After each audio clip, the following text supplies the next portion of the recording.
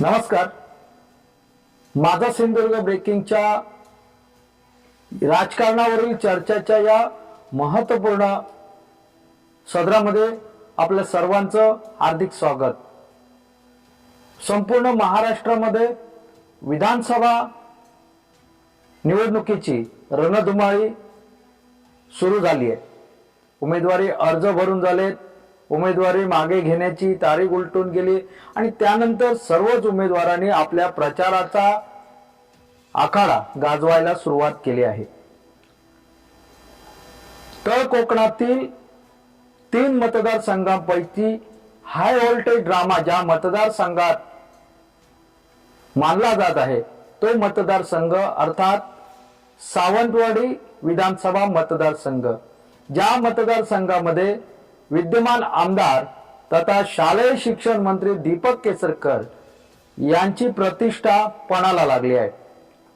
त्यांच्या समोर उद्धव बाळासाहेब ठाकरे शिवसेनेचे, राजन तेली भारतीय जनता पार्टीचे माजी युवा मोर्चाचे माजी प्रदेश उपाध्यक्ष विशाल परब, त्याचबरोबर राष्ट्रवादी काँग्रेसच्या शरद पवार गटाच्या अर्चना घारे या अपक्ष उमेदवारांचं तगडं आव्हान या मतदारसंघामध्ये पाहायला मिळत आहे.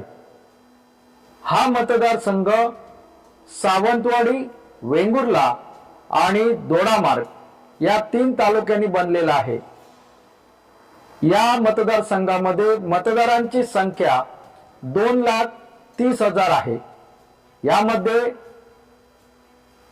सर्वात कमी मतदार असलेला तालुका तो म्हणजे दोडामार्ग, ज्यामध्ये 40,000 मतदार आपल्याला मतदान करताना पाहायला मिळतात.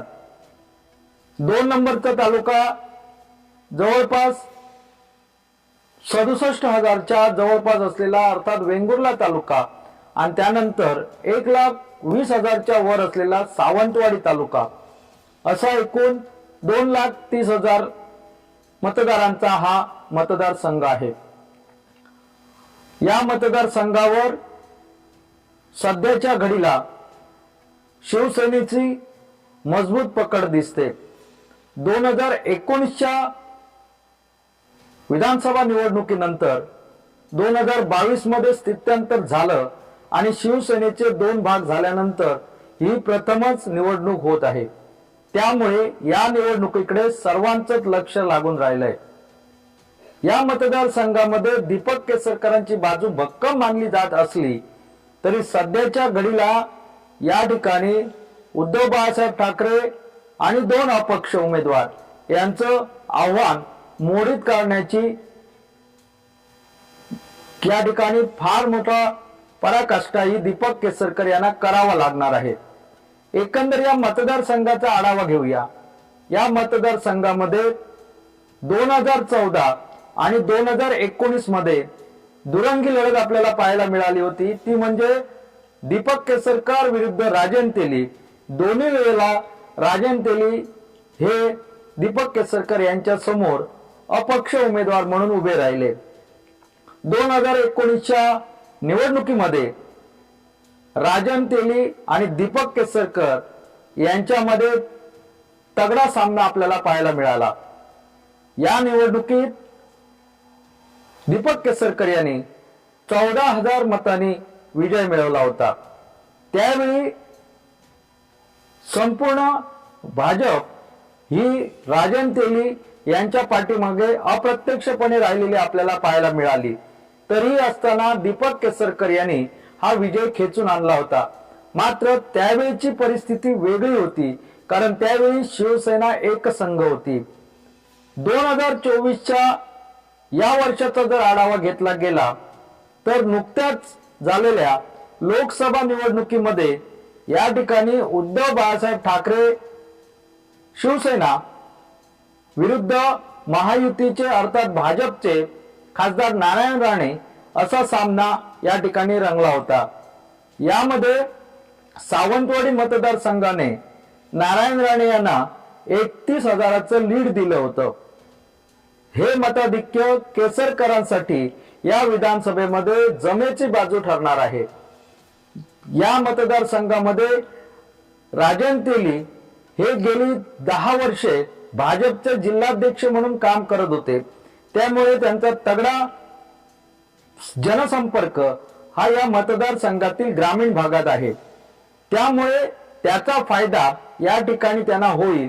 त्याचबरोबर शिवसेनेची अर्थात जे कडवे शिवसैनिक आहेत ते उभाटा शिवसेनेबरोबर राहिल्याने त्यांची मते या ठिकाणी आपोआप राजन तेली यांना मिळणार आहेत। मात्र विजयापर्यंत पोहोचण्यासाठी राजन तेली यांना आणखी मते मिळवणं निश्चितपणे गरजेचं असेल। त्याचबरोबर या ठिकाणी गेल्या 8 वर्षापासून कार्यरत असलेल्या जनसामान्यांमध्ये लोकप्रिय झालेल्या राष्ट्रवादी काँग्रेसच्या माध्यमातून घरोघरी पोहोचलेल्या अर्चना गारे परब यांनी यावेळी मात्र थेट अपक्ष उमेदवारी अर्ज दाखल केलाय। अपक्ष उमेदवार म्हणून त्या निवडणूक रिंगणात उतरल्या आहेत, त्यामुळे त्यांना मिळणाऱ्या मते कुणाला फटका देणारी ठरणार आहेत हे येणारी वेळच सांगेल। अर्चना गारे परब यांनी विविध उपक्रम राबवत ग्रामीण भागातील जनतेपर्यंत पोहोचण्याचा प्रयत्न केलाय। ग्रामीण भागातील महिला अर्चना गारे परब यांच्या प्रचारातही सहभागी झालेल्या दिसत आहेत। या ठिकाणी याचा फटका महाविकास आघाडीच्या उमेदवाराला अर्थात राजन तेलींना बसण्याची शक्यता नाकारता येत नाहीये। अर्चना गारे परब यांनी 2019 मध्येही उमेदवारी पक्षाकडे मागितली होती, मात्र त्यावेळी हा मतदारसंघ शिवसेनेच्या वाट्याला आल्याने त्यावेळी मात्र अर्चना गारे यांना माघार घ्यावी लागली होती। त्यानंतर यावेळी 2024 मध्ये त्यांनी निवडणूक लढविणारच हा निर्धार केला आणि त्या कामालाही लागल्या। जाणीव जागृती यात्रेच्या निमित्तानं त्या तळागाळापर्यंत पोहोचल्या। दोडामार्ग, सावंतवाडी आणि वेंगुर्ला या 3ही तालुक्यातील ग्रामीण भाग त्यांनी अक्षरशः पिंजून काढला। त्यामुळे राजकीय वर्तुळात त्यांना उमेदवारी मिळेल अशी चर्चा होती, कारण शिवसेनेकडे तुल्यबळ असा उमेदवार नव्हता। मात्र ऐनवेळी भाजपमध्ये असलेले विधानसभेचं अध्यक्षपद, विधानसभा प्रमुख म्हणून ज्यांच्याकडे पाहिलं जात होतं त्या राजन तेली यांनी थेट उद्धव बाळासाहेब ठाकरे शिवसेनेमध्ये प्रवेश केल्याने शिवसेनेकडे तगडा उमेदवार मिळाल्याने ही जागा पुन्हा एकदा शिवसेनेला सोडण्यात आली आणि अर्चना गारे यांच्या पदरी निराशा आली। मात्र अर्चना गारे परब यांनी निवडणूक लढवावी असाच ग्रामीण भागातील त्यांच्या समर्थकांचा होरा होता, रेटा होता आणि त्यामुळे अर्चना गारे यांनी निवडणूक लढविण्याचा निर्णय घेतला। गेले काही दिवस प्रचाराची रणधुमाळी सुरू असताना अर्चना गारे यांनी प्रत्येक गावागावात वाडीवाडीवर जात प्रचाराचा धुरळा उडवलाय। त्यामुळे त्यांच्या प्रचाराला होणारी गर्दी, त्यांच्या प्रचाराला मिळणारा प्रतिसाद, त्याचं परिवर्तन मतामध्ये किती होतंय यावरही या मतदारसंघातील विजयी उमेदवाराचं भवितव्य ठरणार आहे। दुसरे अपक्ष उमेदवार आहेत ते म्हणजे भारतीय जनता पार्टी युवा मोर्चाचे प्रदेश उपाध्यक्ष म्हणून ज्यांच्याकडे पदभार होता त्यांनी थेट भाजप पक्षामध्ये बंडखोरी करत या विशाल परब यांनी या मतदारसंघात आव्हान निर्माण करण्याचा प्रयत्न केलाय। त्यांच्यावर पालकमंत्री रवींद्र चव्हाण यांचा वरदहस्त असल्याच्या चर्चाही राजकीय वर्तुळात होत होत्या। मात्र मागच्या आठवडाभरापासून घडलेल्या घडामोडीनंतर विशाल परब हे एकाकी पडलेले दिसत आहेत, कारण त्यांच्या बरोबर असलेले पदाधिकारी हे पुन्हा एकदा मूळ प्रवाहात अर्थात महायुतीच्या प्रचारात दिसून येत आहेत। मात्र विशाल परब यांच्या मागे युवकांची क्रेज आपल्याला पाहायला मिळते। त्यामुळेच 18 ते 35 या वयोगटातील युवकांची क्रेज पाहता विशाल परब यांनीही या मतदारसंघामध्ये पाय रोवण्यास सुरुवात केली आहे. सध्याच्या घडीला या ठिकाणी पाहण्याजोगी गोष्ट असेल ती म्हणजे येणाऱ्या काही दहा दिवसामध्ये कोणत्या पक्षाकडून कशा पद्धतीने रणनीती आखली जाते. या मतदारसंघाचा विचार केल्यास ज्या पद्धतीने लोकसभेला मतदान झालंय त्याप्रमाणे 85,000 ही मतं या ठिकाणी निश्चितपणे महायुतीला मिळाली होती, अर्थात खासदार नारायण राणे यांना मिळाली होती. त्यामध्ये भाजपचा मोठा सहभाग, भाजपचे उमेदवार असल्याने त्याचबरोबर राणे समर्थकांचा सहभाग आणि शिंदे शिवसेनेचा सहभाग आपल्याला पाहायला मिळाला. मात्र ती कसर या ठिकाणी आता दीपक केसरकर यांना भरून काढावी लागणार आहेत. जर त्यांना या मतदारसंघामध्ये विजयी व्हायचं असेल, चौकार मारायचा असेल तर त्यांना 75,000 मतं ही मिळवावी लागतील. 85,000 10,000 जर मतं सोडली तर कमीत कमी 75,000 दीपक केसरकर यांना पोहोचावं लागेल, तरच त्यांचा विजय या ठिकाणी निश्चित मानला जाऊ शकतो. त्यांचे प्रतिस्पर्धी असलेले महाविकास आघाडीचे जे उद्धव बाळासाहेब ठाकरे शिवसेनेकडून रिंगणात आहेत, राजन तेली यांच्याकडे जवळपास त्यांच्या स्वतःच्या पक्षाची 40 ते 45,000 मतं आहेत. मात्र तेवढी मतं त्यांना विजयासाठी पुरेशी असणार नाहीये. त्यांना विजयासाठी जवळपास 65,000चा आकडा या ठिकाणी गाठावा लागणार आहे. त्यामुळे राजन तेली यांना 45,000वरून 65,000वर पोहोचण्यासाठी 20,000ची मतं मिळवणं नितांत गरजेचं आहे. आणि ती मतं कुठल्या पद्धतीने मिळतील याचाही विचार या ठिकाणी उद्धव बाळासाहेब ठाकरे शिवसेनेच्या पक्षाकडून केला जातोय. त्यानंतर या ठिकाणी या दोन्ही अपक्ष उमेदवारांचा जर विचार केला, अर्चना घारे आणि विशाल परब यांना जर या निवडणुकीमध्ये या दोन उमेदवारांना हरवायचं असेल आणि एक इतिहास घडवायचा असेल तर या दोन्ही उमेदवारांसाठी 55,000 हा मॅजिक फिगर ठरू शकतो.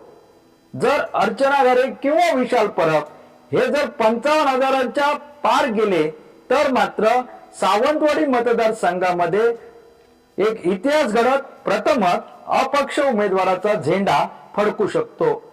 मात्र सध्याच्या घडीला पालकमंत्री रवींद्र चव्हाण यांनी बैठकांचा जोर गेल्या 2 दिवसापासून लावल्याने महायुतीचे कार्यकर्ते अर्थात भाजपचे कार्यकर्ते कामाला लागलेत.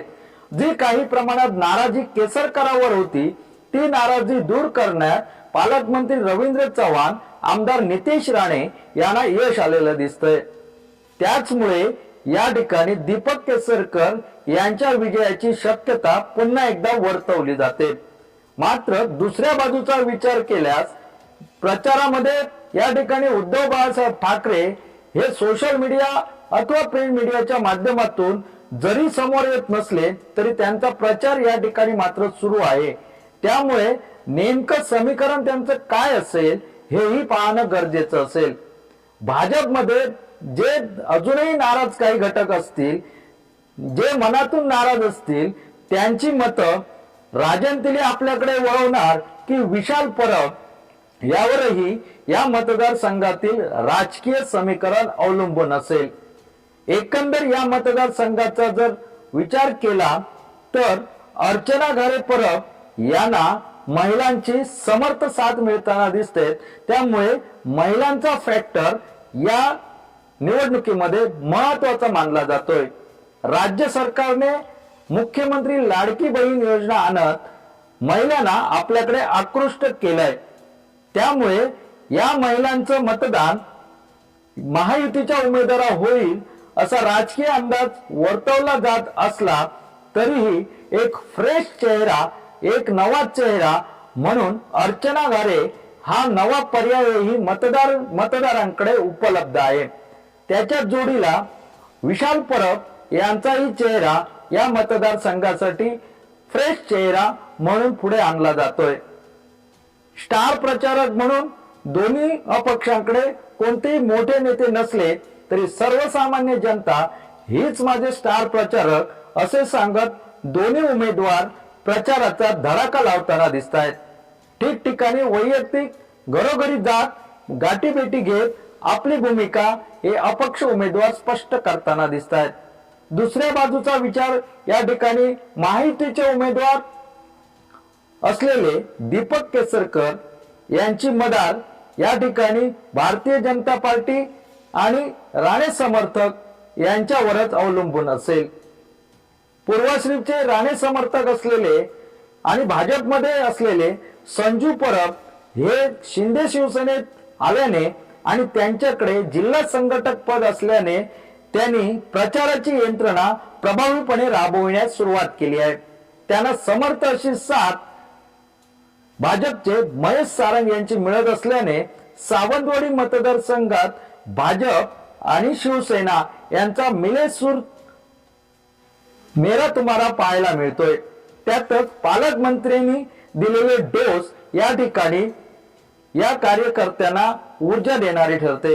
एकूणच तळागाळात या ठिकाणी खरा सामना आपल्याला पाहायला मिळेल तो म्हणजे एकंदर दोन मोठे पक्ष असलेले दोन मोठ्या आघाड्या असलेल्या अर्थात महायुती विरुद्ध महाविकास आघाडी। लोकसभेला जो या ठिकाणी नॅरेटिव्ह पसरण्यात आला होता तो खोडून काढण्यात या ठिकाणी विधानसभेमध्ये निश्चितपणे यश येईल का की तो नॅरेटिव्ह कायम ठेवत महाविकास आघाडीच्या उमेदवार महायुतीला या ठिकाणी दणका देत केसरकरांचा चौकार रोखण्याचा प्रयत्न करण्यात यशस्वी ठरेल हेही पाहणं गरजेचं ठरेल।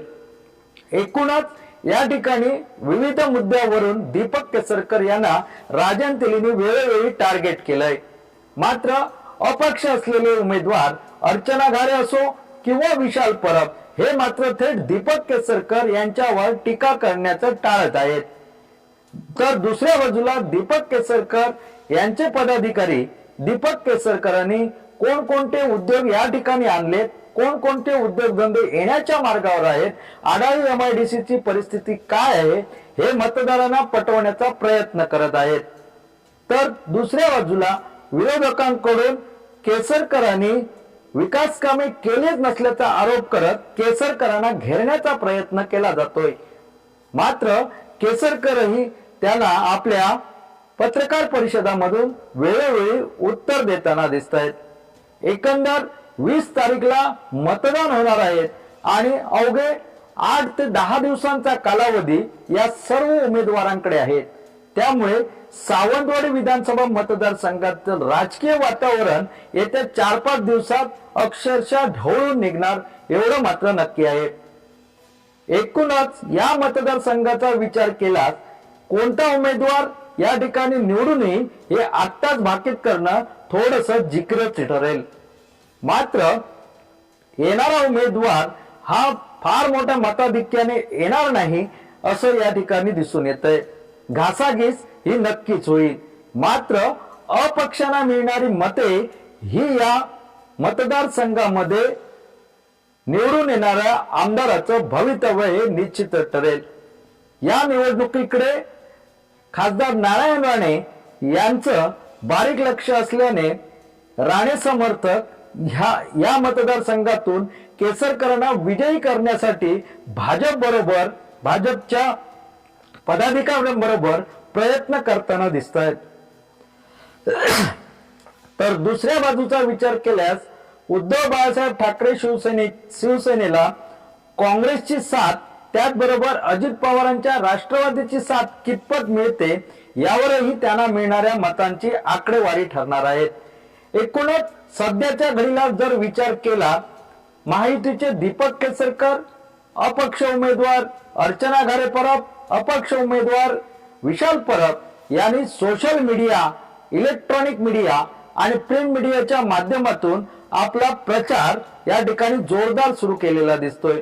गावागावातील प्रचाराच्या बातम्या या सोशल मीडियावरून प्रसिद्ध करून मतदारांना आपल्याकडे आकृष्ट करण्याचा प्रयत्न या केला जातोय। मात्र दुसऱ्या बाजूला राजन तेलींचा प्रचार सोशल मीडियावर दिसून येत नाहीये। त्यामुळे या मतदारसंघामध्ये नक्की काय चाललंय याचा विचार मतदारांना करावा लागतोय। एकूणच येणाऱ्या 4-5 दिवसामध्ये दीपक केसरकर, राजन तेली, अपक्ष उमेदवार अर्चना घारे परब, विशाल परब यांच्या प्रचाराचा धडाका कशा पद्धतीने असेल हेही पाहणं गरजेचं ठरेल। या सावंतवाडी मतदारसंघामध्ये उद्धव बाळासाहेब ठाकरे शिवसेनेचे पक्षप्रमुख उद्धव ठाकरे यांची 13 नोव्हेंबरला जाहीर सभा असल्याने त्यांच्या सभेचा इफेक्ट किती पडेल हेही येणाऱ्या काही दिवसात स्पष्ट होईल। एकूणच हे 10 दिवस मतदारांसाठी महत्वाचे असतील, त्याचबरोबर या उमेदवारांसाठीही महत्वाचे असतील। त्यामुळे प्रत्येक उमेदवार रात्रीचा दिवस या ठिकाणी करताना आपल्याला दिसणार आहेत।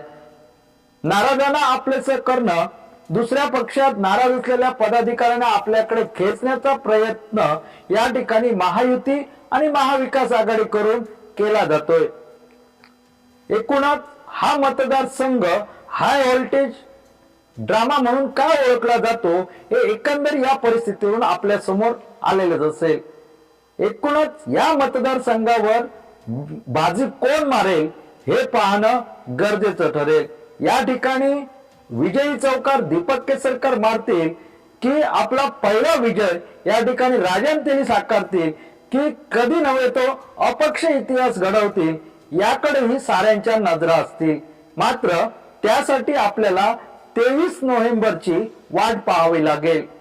एकूणच आता मात्र सर्व उमेदवारांचं लक्ष असेल ती मतदारसंघातील सर्व गावं पिंजून काढून प्रत्येक मतदारापर्यंत पोहोचत प्रत्येक मतदारसंघातील मतदाराचं मत आपल्या पारड्यात घालून घेणं हे त्यांचं पहिलं कर्तव्य असेल आणि त्या दृष्टीने सर्वच उमेदवार कामाला लागलेले दिसत आहेत। त्यामुळे आता येणाऱ्या काही दिवसात या मतदारसंघातील प्रचार शिगेला पोहोचणार आणि एकमेकावर आरोप प्रत्यारोप या ठिकाणी पाहायला मिळणार आणि त्यामुळे सावंतवाडी मतदारसंघातील वातावरण निश्चितच तापणार।